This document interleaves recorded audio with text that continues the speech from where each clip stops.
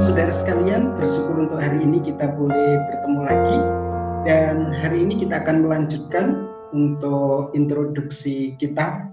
Kita sudah belajar masuk dalam introduksi kitab Nabi-Nabi. Kemarin kita sudah belajar untuk kitab Nabi Yesaya, dan hari ini kita akan belajar untuk introduksi kitab Nabi Yeremia. Mari kita akan lihat untuk share screen-nya.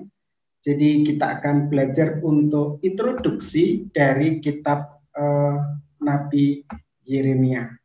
Nah, saudara sekalian, kitab Nabi Yeremia merupakan salah satu kitab yang cukup menarik, karena kitab ini merupakan kitab yang ditulis itu di akhir-akhir dari kerajaan bangsa Israel, di mana waktu itu Yeremia melayani di Yehuda, dan di situ memang kita lihat bahwa kerajaan Babel sedang menghancurkan Yerusalem. Ya, seperti itu. Itu nanti kita akan lihat untuk kondisinya. Nah, mari kita akan lihat untuk introduksi kitab Yeremia. Nah, ini sebentar saya ya, nggak apa-apa ini.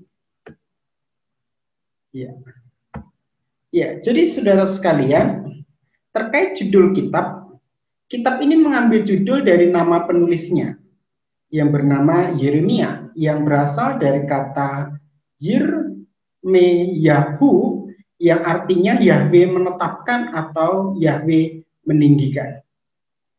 Dilihat dari kata kerjanya, Rama, arti harafiahnya adalah Tuhan melemparkan, baik dalam pengertian meletakkan fondasi atau melemparkan sang nabi ke dalam dunia yang kecil, atau dilemparkan ke bawah untuk menghakimi bangsa-bangsa.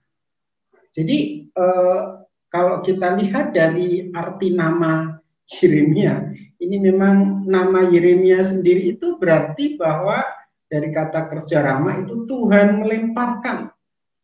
Ya, melemparkan. Melemparkan siapa? Ya, di sini melemparkan sang nabi ke dalam dunia kecil, ataupun melemparkan atau dilempar ke bawah untuk menghakimi bangsa-bangsa. Memang kalau kita lihat di dalam sejarahnya jelas bahwa Yeremia menghadapi situasi yang begitu sulit.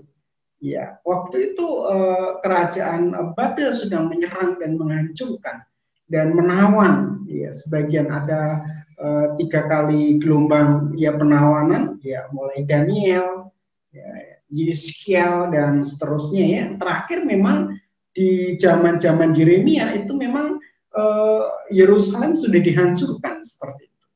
Jadi judul kitab ini diambil dari nama penulis dari kitab ini, di mana kitab ini ditulis oleh Yeremia. Mari kita akan lanjutkan untuk bagian selanjutnya, penulis kitab. Berdasarkan Yeremia pasal 1 ayat 1, penulis kitab ini adalah Yeremia bin Hilkiah. Siapa dia? Yeremia berasal dari salah satu kota, kota imam, di Anatot, tanah Benyamin. Ia mendiktikan nubuat-nubuatnya kepada Baruk juru tulisnya, kecuali pasal 51-52. Yeremia dicap sebagai nabi yang suka menangis. Ia juga nabi yang sendirian, karena demi pelayanannya ia tidak boleh menikah. Ya, ini catatan terkait dengan Nabi Yeremia. Mengapa dia suka menangis? Memang kalau kita lihat di dalam kondisinya itu, waktu itu memang menghadapi pelayanan yang sangat sulit. Ya, ini ada kesalahan tulis, ini 130. Nanti saya cek ya.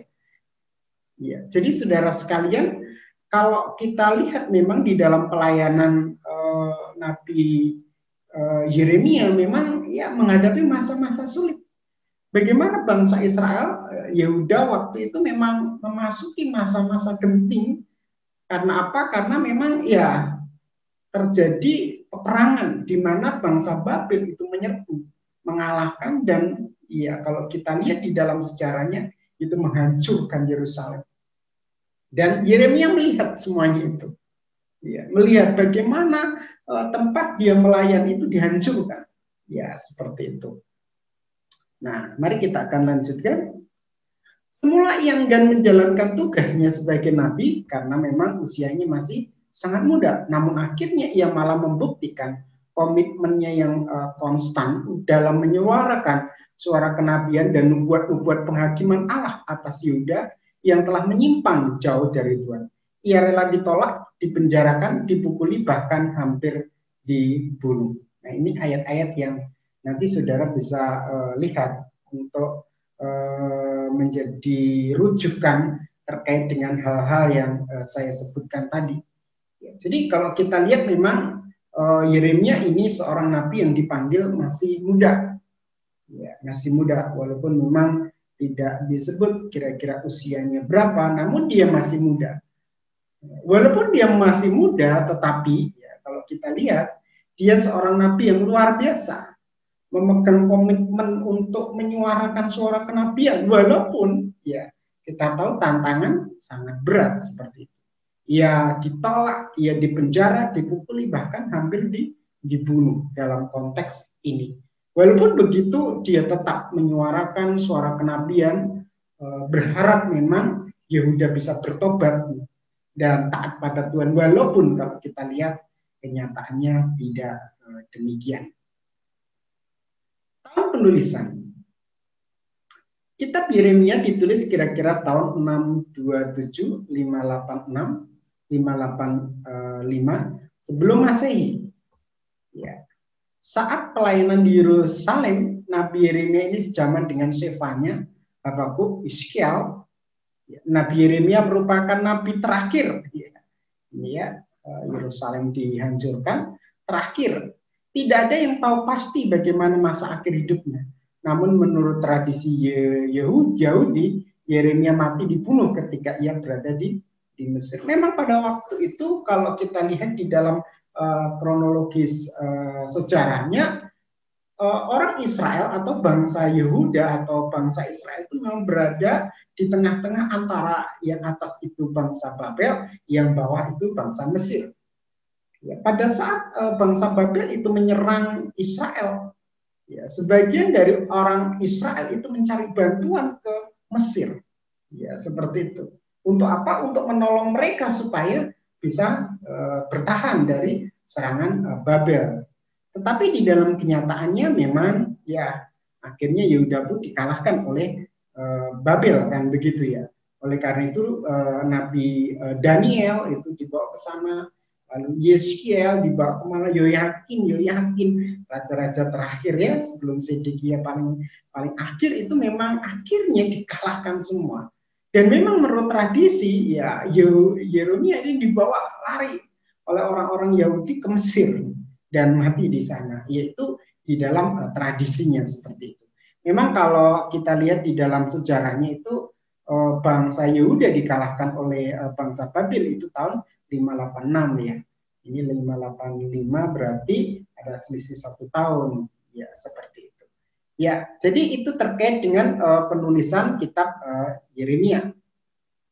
Tujuan penulisan. Yang pertama, kitab ini untuk menjelaskan kondisi bangsa Israel atau Yehuda yang saat itu memang hidup di dalam ya dosa. Sehingga memang akhirnya Tuhan izinkan. Jadi ini memberitahukan. Lalu yang kedua untuk menunjukkan bahwa Tuhan sudah menubuatkan akan hukuman yang akan terjadi. Dan hampir kalau kita lihat di kitab itu memang begitu. Bagaimana Tuhan sudah menubuatkan supaya mereka akhirnya bertobat dan supaya akhirnya Allah rindu supaya mereka itu bertobat. Walaupun kalau kita lihat memang tidak demikian. Dan akhirnya Tuhan izinkan apa yang sudah dinubuatkan itu benar-benar terjadi, bagaimana Yerusalem itu dihancurkan. Lalu yang ketiga, kalau kita lihat menjelaskan akan pemulihan. Ya, memang kalau kita lihat ada janji pengharapan yang Tuhan berikan. ya kepada mereka-mereka yang akhirnya memang jatuh di dalam ya penguasaan Babel seperti itu. Ya, itu terkait dengan tujuan kitab. Lalu kita lihat yang selanjutnya itu adalah tema kitab. Tema kitab Yeremia yaitu penghakiman dan pemulihan, di mana dalam kitab ini dijelaskan tentang keseimbangan antara pengumuman penghakiman bagian pembukaan dan pengharapan atau pemulihan bagian penutup.